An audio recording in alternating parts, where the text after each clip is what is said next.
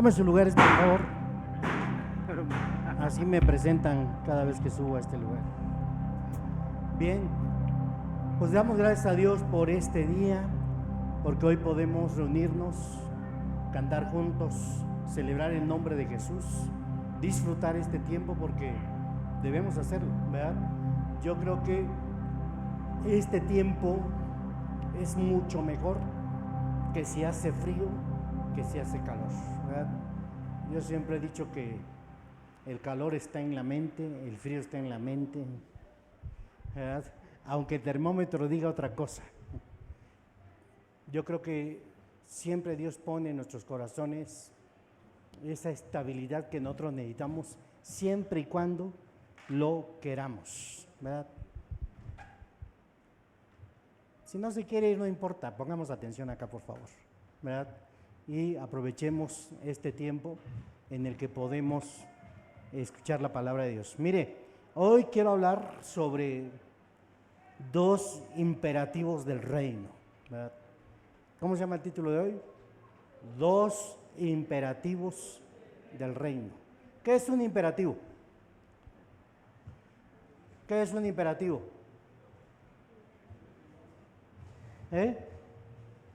A ver, los que fueron a la escuela.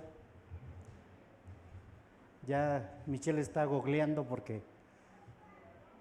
no ha ido a la escuela. ¿Qué es un imperativo? Fue la primera palabra que se me vino a la mente, por eso lo puse, ¿verdad? La palabra imperativo quiere decir orden, una orden, quiere decir un mandamiento, quiere decir una indicación, ¿verdad? ¿Cuántos están dispuestos a recibir una indicación en esta mañana? Bueno, dos, ¿verdad? Tengo para usted dos indicaciones del reino. Por eso le puse dos imperativos del reino. Estas indicaciones nada tienen que ver, ¿verdad? Voy a esperar a que Dios me lo muestre. No, cuando la palabra de Dios ya lo indica, es porque lo tienes que hacer, ¿de acuerdo? No es porque, mire, en la mañana estaba yo escuchando a un profeta, tremendo profeta, tremendo. Yo apenas, los pastores que vinieron de Guatemala, la pastora me habló de él, ¿verdad? Que hasta se me olvidó ahorita el nombre. No. Y ahorita que lo escuché que estaba en Casa de Dios en Guatemala, predicando este pastor, me admiró, ¿verdad? La forma en cómo él profetiza, ¿verdad? Bien, no necesitamos a un gran profeta que nos venga a decir lo que tenemos que hacer, porque esto que les voy a hablar ya es una indicación de la palabra de Dios, ¿de acuerdo? Tampoco necesitamos un sueño, ¿verdad? Una revelación. No, déjeme ver a ver si Dios me lo muestra. Si Dios me lo muestra, bueno, ¿quién eres tú para que Dios te dé una exclusividad, ¿verdad? No, a veces es como una, como una escapada, ¿no? Para no enfrentar una responsabilidad. Aquí con los evangélicos, y a veces somos muy especiales, ¿verdad? Aplicamos cuando nos conviene, cuando no, pues bueno, nada más le buscamos una salida y listo. Hay que ser realistas en varias cosas en lo que tiene que ver la palabra de Dios.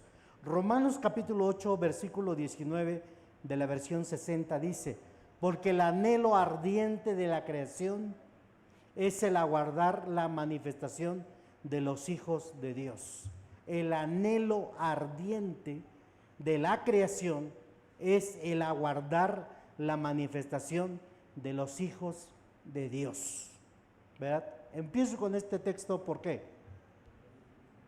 Porque la humanidad tiene un anhelo. No lo dice, pero se ve, ¿verdad?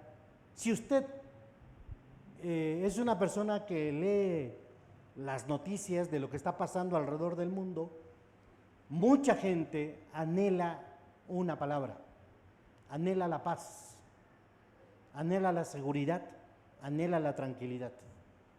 Nosotros no vamos muy lejos.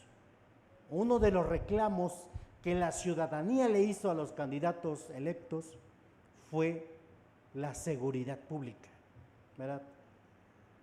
Porque nunca como antes en nuestra ciudad estamos viviendo un clima de inseguridad, que quiero decirles que aún para el gobierno municipal, estatal y federal es imposible de resolver.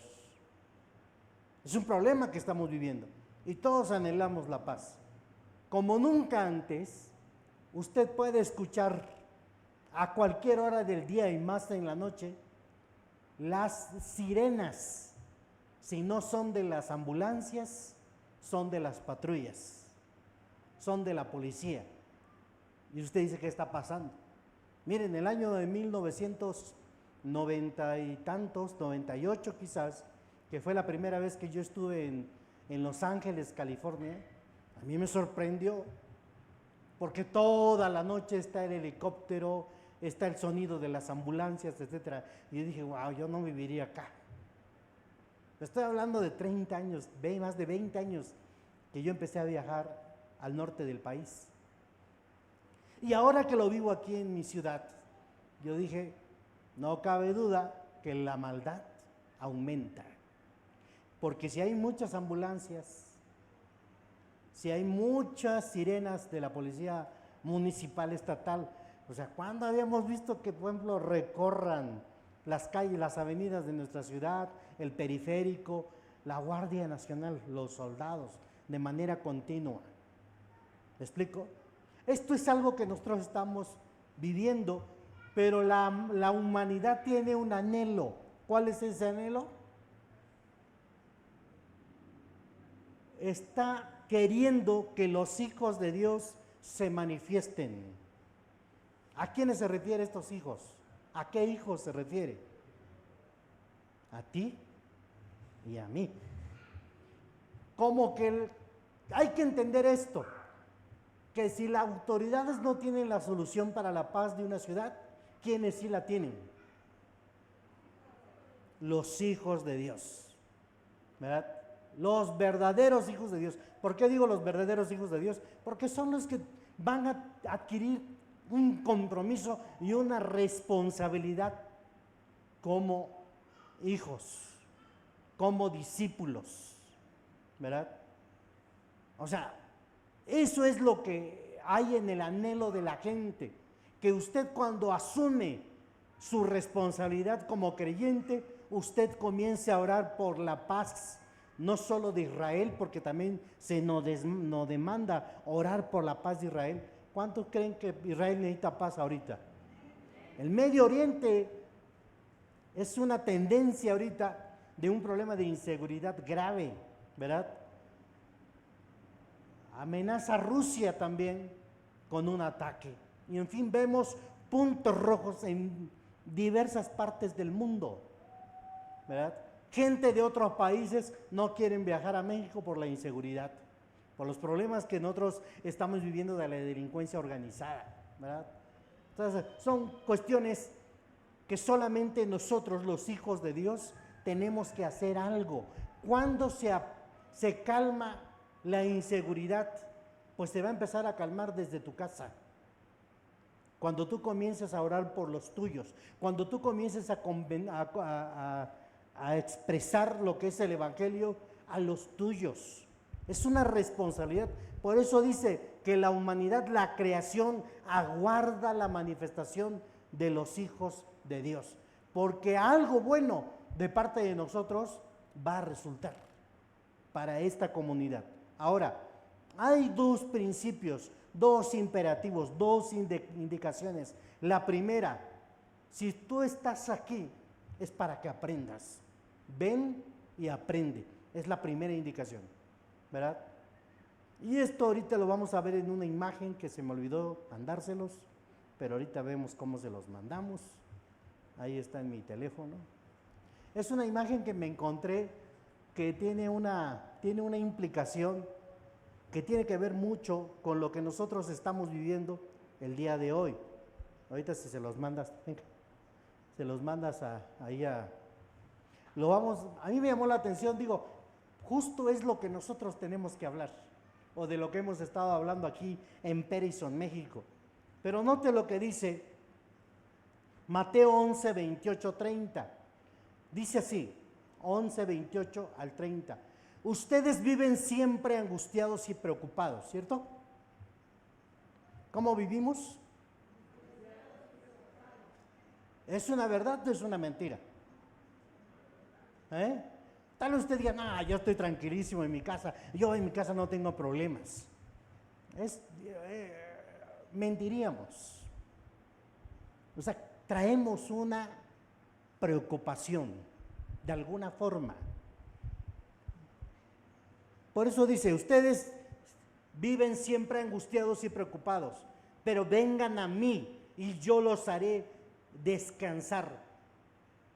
Ahora diga conmigo, obedezcan mis mandamientos y aprendan de mí.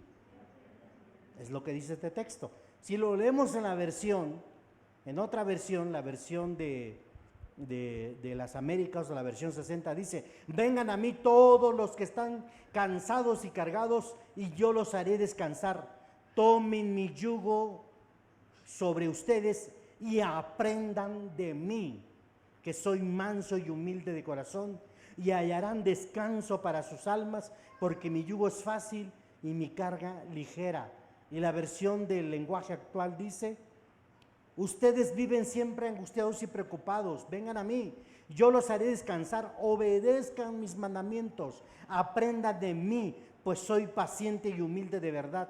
Conmigo podrán descansar, lo que yo les impongo no es difícil de cumplir, ni es pesada la carga que les haga llevar.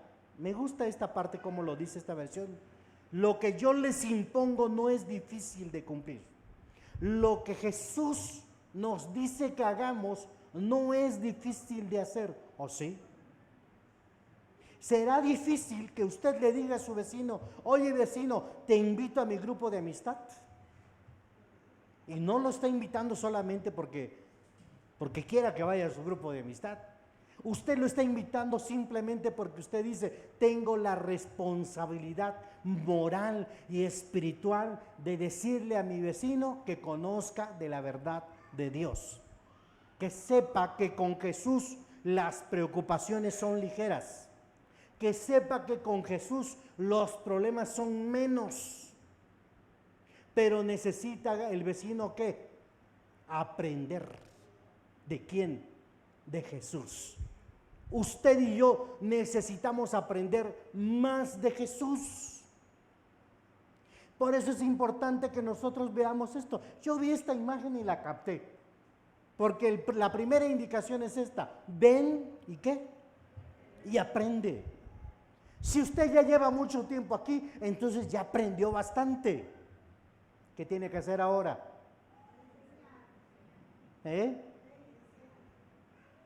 Después vamos a hablar de lo que tienes que enseñar.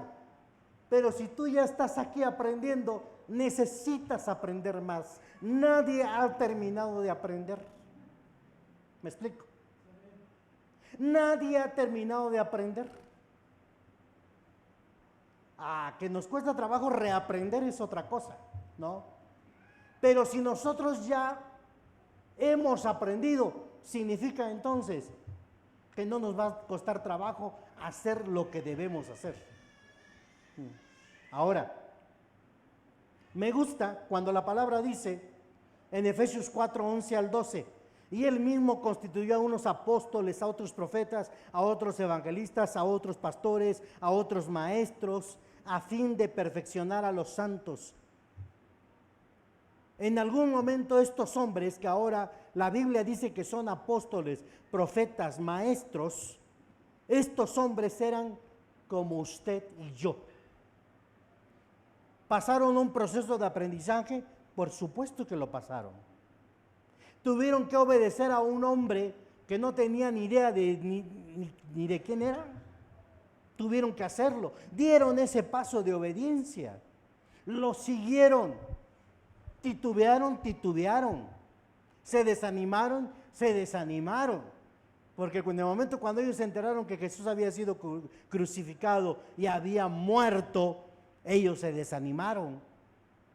Sin embargo, todo el proceso que ellos habían pasado sirvió para que siguieran un objetivo, siguieran una visión, siguieran una misión. Porque cuando ellos fueron llamados, Jesús fue muy claro con ellos. A uno de ellos les dijo, bueno, si tienen que ir a enterrar a sus familiares, vayan y entérrenlos.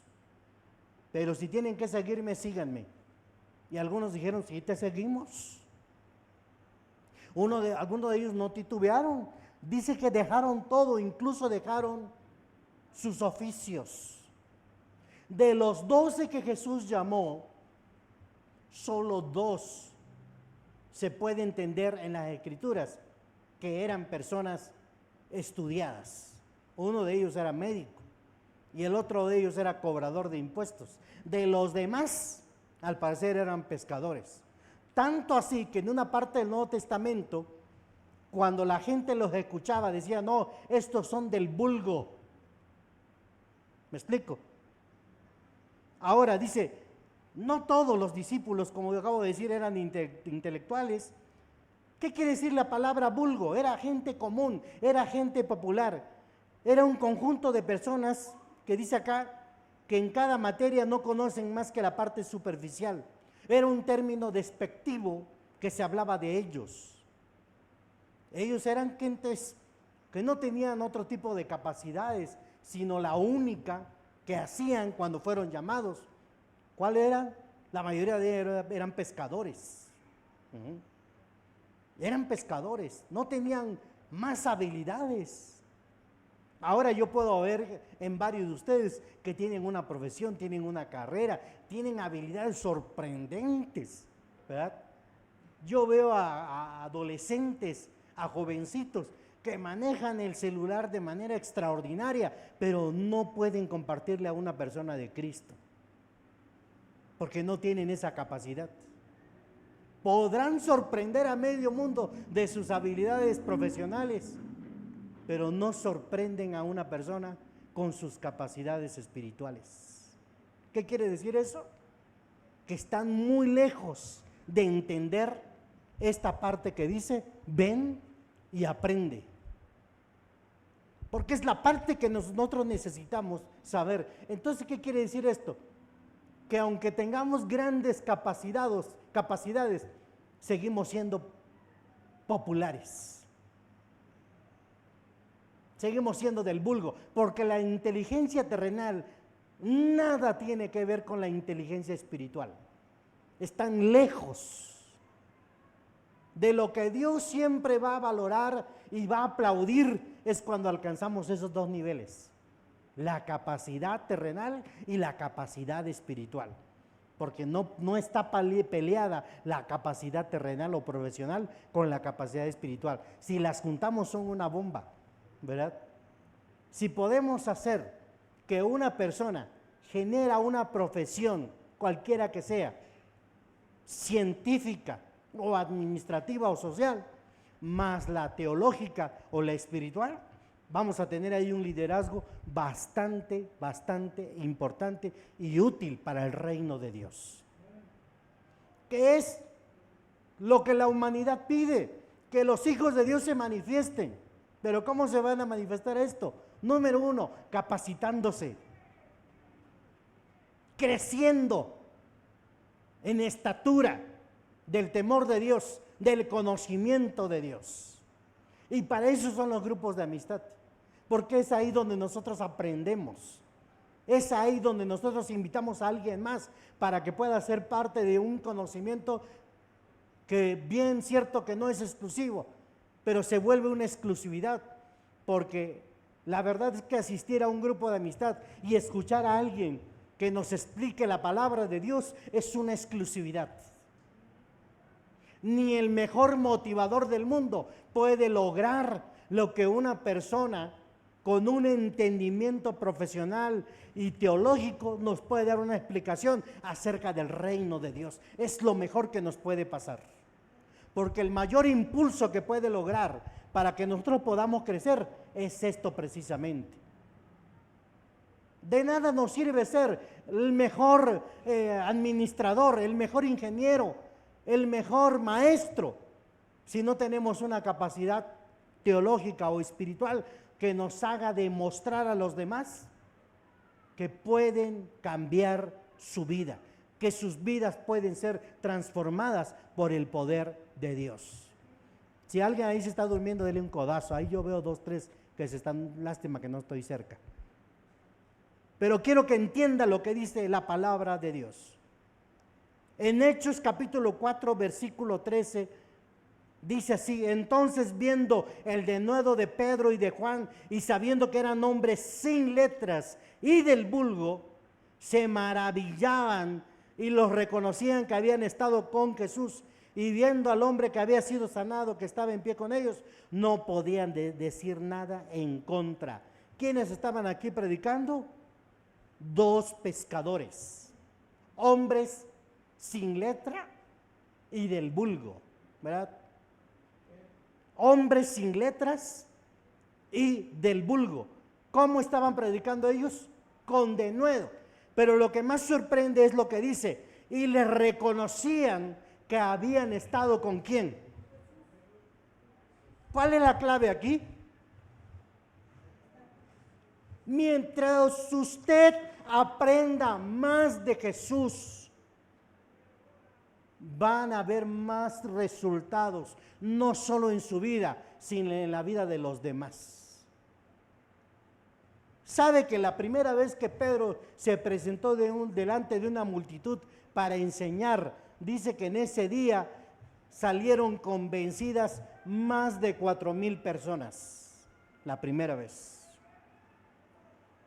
¿Qué quiere decir esto? Que si usted está con Jesús, alguien, por lo menos uno, se va a impresionar.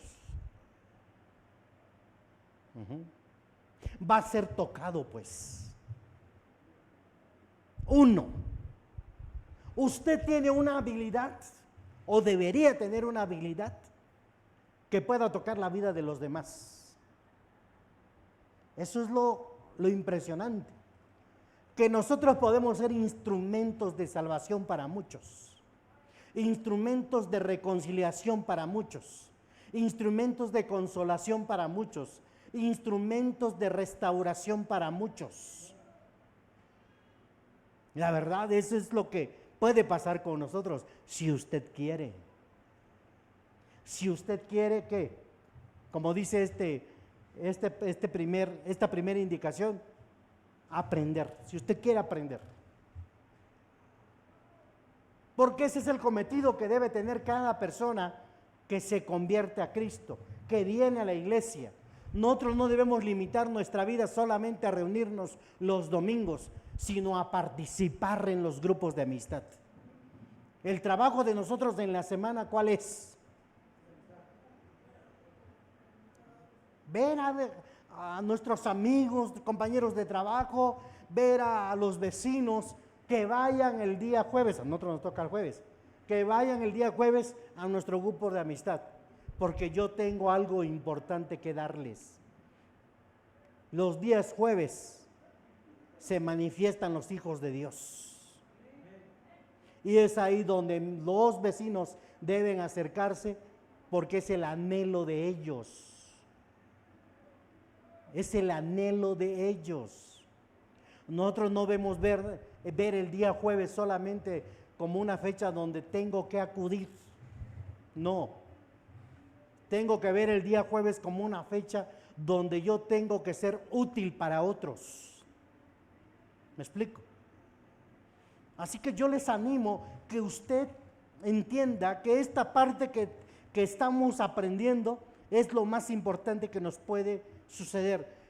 Por eso digo, no todos los discípulos eran intelectuales, no todos. Ahora, me gusta esta parte que acabo de leer, que dice: no podían decir nada en contra de ellos. O sea, sí los identificaban, porque igual la gente nos puede identificar, ¿no? No tenemos bastante como que palabras para explicar. Amor, hasta podemos trastribillar en algún comentario, en alguna palabra, pero lo que no van a ellos a decir en contra es el resultado que esto dé, porque nosotros llevamos la presencia de Dios a donde quiera que vamos. Amén. Ahora, segundo, dice, y es imperativo, ve y enseña. ¿Ya aprendiste?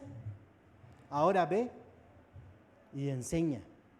Si no has aprendido, ¿qué necesitas hacer? Aprender. Aquí Benjamín a las 10 de la mañana en punto ya está aquí enseñando. Aquí, ¿quiénes deben estar? Yo digo que deben de estar todos los que están ahorita acá, ¿verdad? Usted no necesita esperarse hasta las 12. A las 12 son para la gente relajada, ¿no?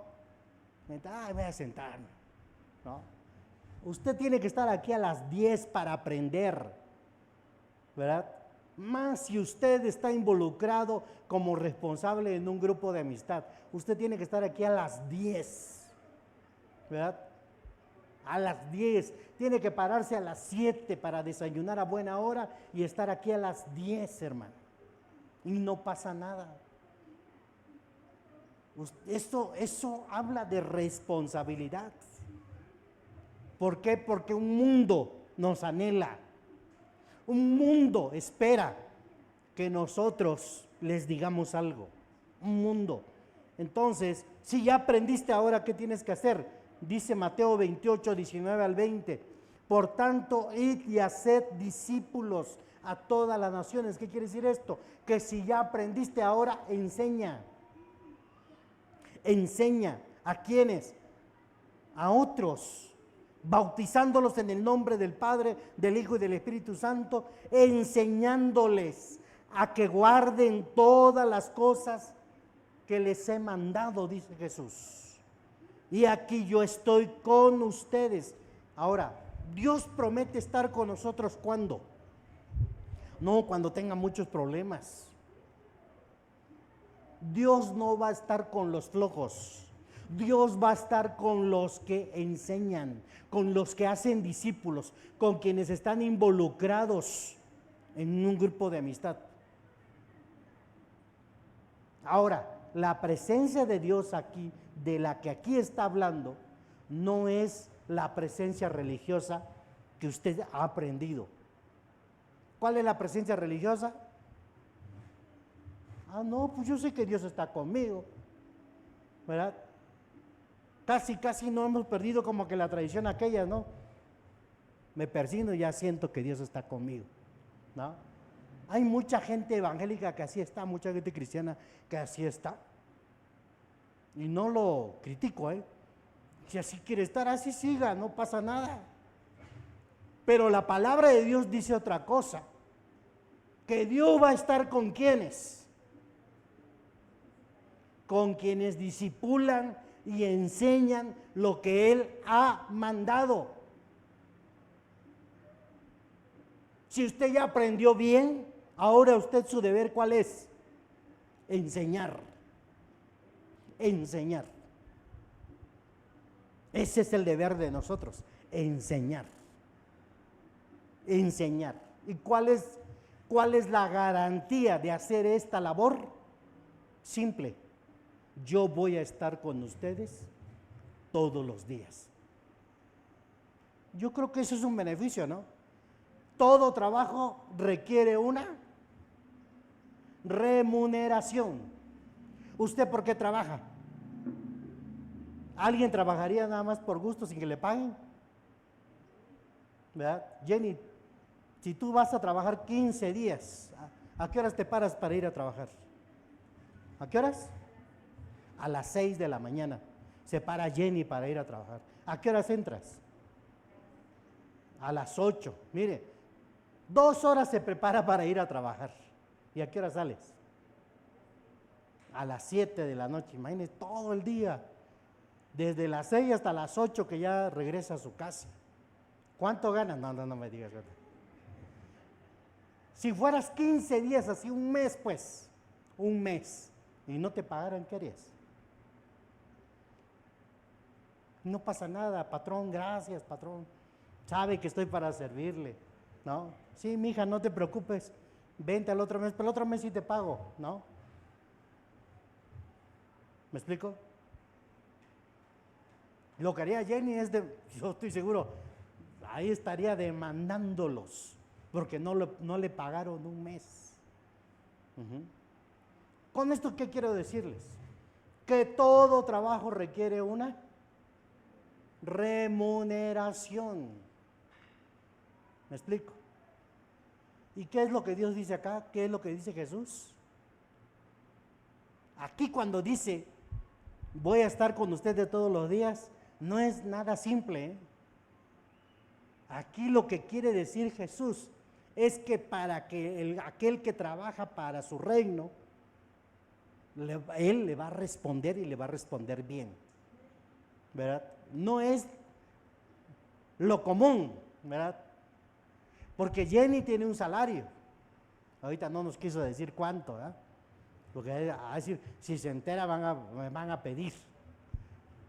Pero Jenny gana lo que ella trabaja, porque si no ya se hubiera cambiado de trabajo, ¿no? Digo, también hay gente cómoda que dice, no, pues aquí estoy bien tranquilo, no gano mucho, pero gano lo suficiente y aquí me quedo toda la vida, ¿no? Hasta que lo jubilen, ¿no? Pero en el caso de trabajar para el reino de Dios es diferente, porque aquí la promesa de que Él va a estar con nosotros significa darnos, como dice Malaquías, cielos abiertos hasta que sobreabunde. Trabajar para el reino de Dios es cosa seria, pero es cosa remunerada. Lo mínimo que Jesús paga dice que es el 30%. Es lo mínimo. Es lo mínimo. Pero dice que puede llegar hasta ¿cuánto? Hasta el 100 por 1. ¿Qué quiere decir esto? Supongamos que Jenny gana 15,000 pesos o 20,000 pesos al mes donde trabaja. Para quien trabaja para el reino, puede ganar más de lo que Jenny gana. Es una verdad esto, hermanos. A veces nosotros no lo queremos entender, mucho menos creer, pero yo le aseguro que si usted se involucra seria y responsablemente, aunque tenga usted un trabajo secular, le va a ir bien, porque Dios no es deudor de nadie. Dios, cuando da dones y talentos y usted los ocupa bien, ¿qué pasa? Remuneración absoluta.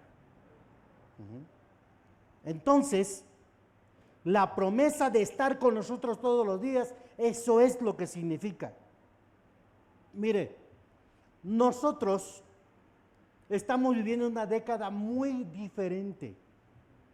Del 2020 a la fecha, tenemos 4 años de esta década muy diferente. En el 2020 la vida le cambió a mucha gente, familiarmente, económicamente, laboralmente, hasta espiritualmente le cambió. Ha habido muchos cambios, muchos cambios. Lo más común y oído últimamente. Nunca habíamos escuchado que un partido político tuviera la representatividad de la Cámara de Diputados de más del 70%. O sea que si ahorita el partido que tiene mayor representatividad en el Senado, en la Cámara de Diputados, decidiera quitar la Constitución, lo puede hacer con las manos en la bolsa. ¿Me explico? Si ellos decidieran, por ejemplo, se prohíben los cultos públicos, ¿qué pasaría? Ya no tendríamos que reunirnos acá. ¿Dónde tendríamos que reunirnos? ¿Dónde? A escondidas. Así de serio está la cosa, ¿eh? Lo que usted aprendió, si lo aprendió bien, qué bueno. Si no lo aprendió, va a tener que reaprender. Y todo va a ser en línea. Ahora, si limitan las vías tecnológicas para que usted aprenda, ¿cómo tendría que ser? ¿Cómo tendría que ser? Ahora tendríamos que entregar Biblias a escondidas. ¿Cómo se le llama eso? A traficar Biblias a escondidas. Y usted se va a ver obligado ¿a qué? A leerlas. ¿Sabe que en Cuba la gente no puede meterse al Google como sea? Todo está controlado. No quiero decir que eso vaya a pasar acá. Esta semana que pasó, me llamaron varias personas y una de ellas casi me reclama y me dice, oiga, ¿verdad? ¿Qué está pasando? Le digo, así hubiera quedado otro color, iba a pasar. El cumplimiento de la palabra tiene su fecha de cumplimiento. La maldad va a aumentar, los cambios van a continuar. Y solamente quienes entiendan los tiempos van a saber que tienen que capacitarse sí o sí. Porque hay una humanidad que anhela, que espera algo de usted. Y esa humanidad es su propia familia. Esa humanidad son sus vecinos. Yo le digo, hermano, si usted ahorita no entiende lo que está pasando y no se capacita, no asiste a los grupos de amistad, no viene a las 10 de la mañana, ahorita que podemos, después lo va a levantar. Mire, nosotros ya vamos de salida. Sí. Y quiero hablar de esto. La iglesia no debe de preocuparse por los finales de los tiempos. Debe ocuparse. Amén. Debe ocuparse. ¿En cómo? ¿Cómo? Dele gracias a Dios que tiene un teléfono donde puede revisar la Biblia, pero también tenga una impresa donde pueda también revisarla. Ocúpese en discipularse. Gracias a Dios tenemos una misión, tenemos una visión. Gracias a Dios tenemos en fechas próximas un encuentro. Tenemos que capacitarnos, tenemos que empaparnos cómo la iglesia va a funcionar ahora en estos últimos tiempos. Porque eso Jesús les dijo. Jesús preparó a estos sin letras y del vulgo, los preparó durante 3 años. Ahí estuvieron con él día y noche, a veces se quedaban dormidos, pero ahí estaban. Eran fieles, pues, eran leales a Jesús, eran responsables, caminaban con Jesús. Ahí estaban. Jesús a veces los regañaba, pero ahí estaban. A veces en otras ocasiones estaban ahí ya casi ahogándose por la tempestad en el mar, pero ahí estaban. Ahí estaban, siempre en la línea, siempre en la línea. Y eso les valió. Tuvieron defectos, los tuvieron, como usted los tiene y como yo los tengo, pero siempre en la línea. Siempre en la línea. Usted tiene que aprender que la visión implica estar siempre ¿dónde? Siempre en la línea. Usted no tiene que hacer nada en otro lugar los domingos, sino es estar aquí cumpliendo con sus responsabilidades, invitando a los demás, a los que ya fueron al grupo de amistad de entre semana, que vengan los domingos también, que se empapen de esto que es diferente, porque esto es algo que necesitamos hacerlo ya con seriedad y con responsabilidad. Hermanos, para los jóvenes es un reto. porque ahora tienen ustedes una visión clara de lo que tienen que hacer. Para nosotros, los viejos, los que ya estamos para casi de salida, ¿verdad? Ya saben quiénes, los que estamos arriba ya de 50, ya pellizcándole a los 60, a los 70, que ya nos dormimos en el culto de repente, ¿verdad? Porque eso es una verdad. ¿Qué tenemos que hacer? Mire, tenemos que brindar a la misión nuestras últimas capacidades, dando ejemplo a nuestros hijos, y más si tienen nietos, porque para ellos va a ser su última oportunidad. Si usted como padre y como abuelo ahorita no le echa los kilos, así van a ser sus nietos, flojos, ¿verdad? No, mi abuelo nomás iba a dormir a la iglesia, ¿verdad? Que sus nietos lo vean aquí, mire, al tiro, respondiendo, y a ver qué hay que hacer, a dónde hay que ir, a ver qué es lo que tenemos que hacer. Los nietos vean, los hijos vean que todavía tenemos ganas, tenemos impulsos, tenemos sueños, tenemos deseos, porque eso es lo que dice ahí: ve y enseña. ¿Qué es lo que le estamos enseñando a nuestros hijos? Es que mi papá no quiere venir, no se apura. Jenny dice que se prepara de las 6 para ir a su trabajo, y para venir a la iglesia, ¿a qué hora te preparas? No estoy criticando a nadie, pero a eso voy, hermanos. Eso es. Si en lo terrenal somos disciplinados, aquí tenemos que hacer lo que le sigue. Amén. Lo que le sigue. Porque si no, ¿qué generación estamos preparando? Igual que nosotros o peor todavía. ¿Me explico? Entonces, por eso estas dos indicaciones son imperativas. ¿Cuál es la primera? Ven y aprende. La segunda, ve y enseña. ¿No? La primera, ¿cuál es? Ven y aprende. Y la segunda, ¿cuál es? Ve y enseña. ¿Cuánto lo vamos a hacer? Hágalo, hermano, por favor. Mire, se lo pido, por favor. No por esta iglesia, por usted. Por usted, por su familia, por sus hijos. Hágalo. Hágalo. Si no le importa esta iglesia y si se quiere ir a otra, váyase. Pero a donde vaya, haga esto, por favor. Haga esto. Pero si aquí fue flojo, a donde quiera que vaya, va a ser igual o va a ser peor. Amén. Pero hágalo, por favor. Ven y aprende. Pero aprende, no vengas a distraerte, mucho menos a dormirte.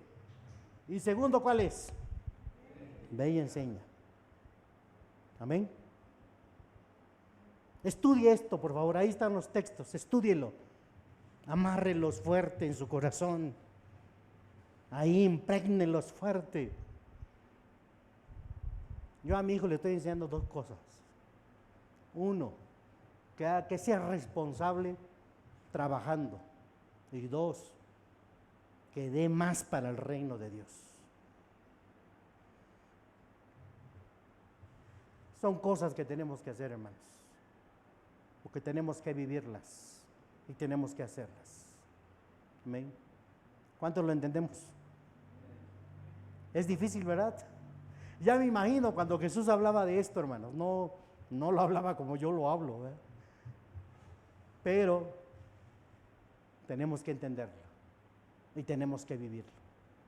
Pues que Dios bendiga su palabra. Amén.